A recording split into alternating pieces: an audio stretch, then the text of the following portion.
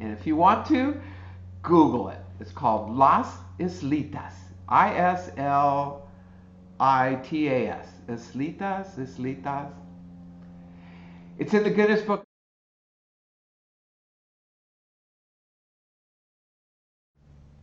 That's no sectioning. It's just a perfect way. So here, all of a sudden, what I was dreaming about my whole life, I ended up manifesting. I end up living now where I can ride perfect waves when a swell comes, of course. Gotta wait for the swell. I can ride perfect waves. And they're over a sand bottom. And there's no sharks. There's no big fish that are going to bite me. There's no stingrays. There's no jellyfish. There's no nothing. It's just perfect. The water is turquoise. The waves are perfect. The sky is blue. Mountains in the background because it's in like a cove. I ended up manifesting my dreams. I didn't know it, but it ended up happening. Because somehow I never gave up that dream. I knew it was there. I knew it was there. So when I found this place down in Mexico, I found my dream. And you know what? It's a little house. It's a little house. And I got to pay cash for it because God helped me out, got me some cash when I needed the cash. And yes, I lost everything else. But like I said, I've never been happier. So face your fears, face them, write them down. And I used to tell this to Marissa. She'd just go to bed just buried. I mean, when she was a loan agent, she was just buried. I all still these go to sleep would buried. Just drive her absolutely batty. And then she'd wake up in the morning and her heart would just be so heavy. And her head would just be so heavy because she had all this stuff going on. I said, Marissa, before you go to bed, just start writing. All the things that are on your head, inside your head, are going to go down on a piece of paper. And you know what? Once it's down on a piece of paper, now you'll be able to sleep. And then when you wake up in the morning, you don't even have to think about it because there it is. It's on a piece of paper. And now you can prioritize those. You can take care of the one thing that's really bothering you. Take care of that first. Then number 2, and then number 3, and then check them off. And then as other things come up, put it on the list. Put it on the list. And do that each night, every night. When you're buried, when you got those fears and the anger and that anxiety and everything else, just write it down. Write it down. What is it that you fear? Face it. Just face it. And then try to find a solution. And throw your pride away. For crying out loud, nobody cares about you. Only God cares about you. You and your family. That's what you need to focus on, your family. It's your family because you generated and you manifested that family. You manifested your parents. You manifested this life. You manifested all the crap that you're having to deal with because it's all an experience that your soul wants to learn to live. Exactly. So, am I getting mad today? No. It's actually, who's talking through him? Is it Zeus? I heard Samuel. It's Samuel? Samuel sometimes comes in as Zeus. Well, Samuel and Mary are counterparts for each other. So Mary. I apologize if any of you feel he's not like mad. I'm no, mad. no. Mary not. yells. I'm just trying to get a point across. I saw here. Mary. Everybody out there has fears and worries. They need to face them and get rid of them. That's the first thing I heard. Oh, okay.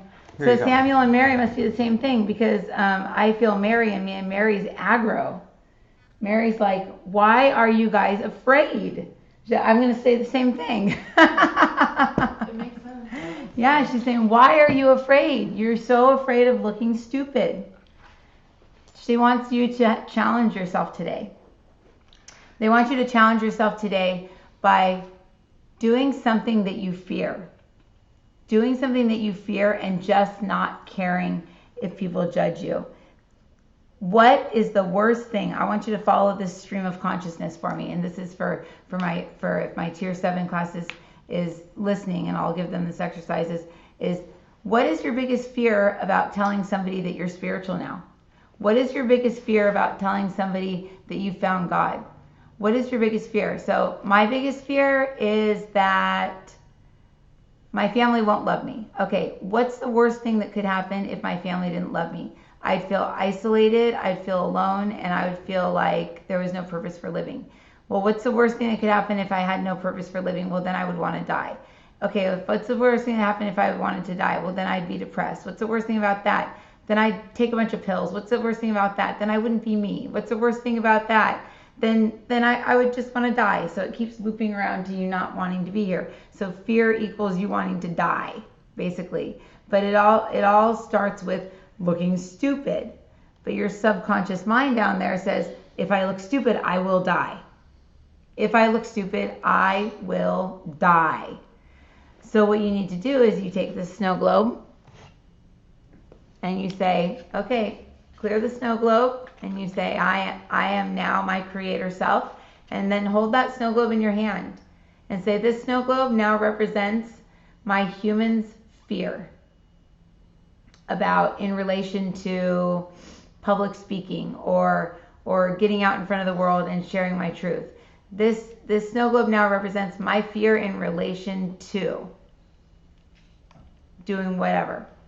And mine's, say, speaking my truth. Okay, so I see this big fat cord and it's connected to Holly's third eye.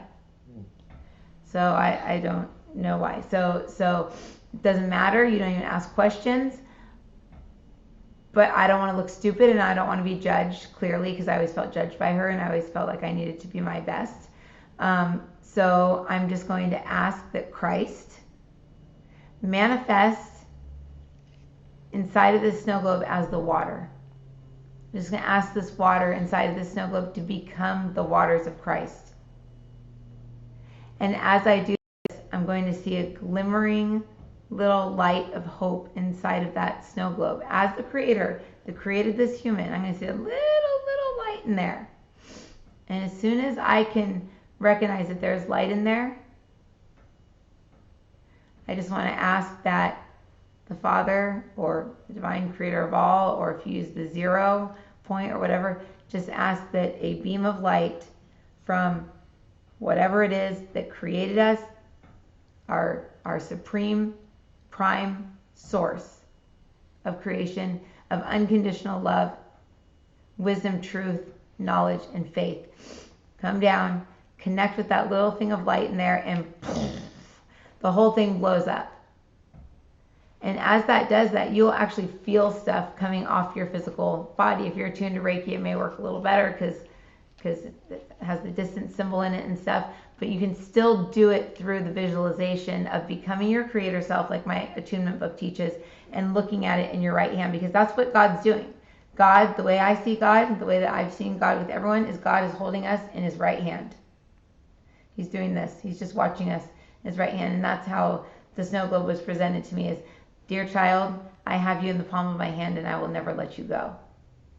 Well, the cool thing is that we have now melted and gone in through God's pinky, and we are now God, and we can become God. But the second someone cuts us off, or like I said to Neil Donald Walsh the other day, the second Jeff wants a parade for doing the dishes, I lose it. And I get back in that snow globe, and I become the fearful self. I become the one in the snow globe. So what you want to focus on is you want to focus on being the you that created that. And those waters around you being the forgiveness of Christ, or Christ waters, forgiveness.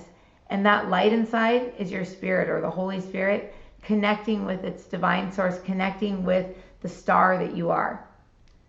That individual aspect of God that's just going to shine down and just go pshoom and blow up the whole thing. And do that about all your fears.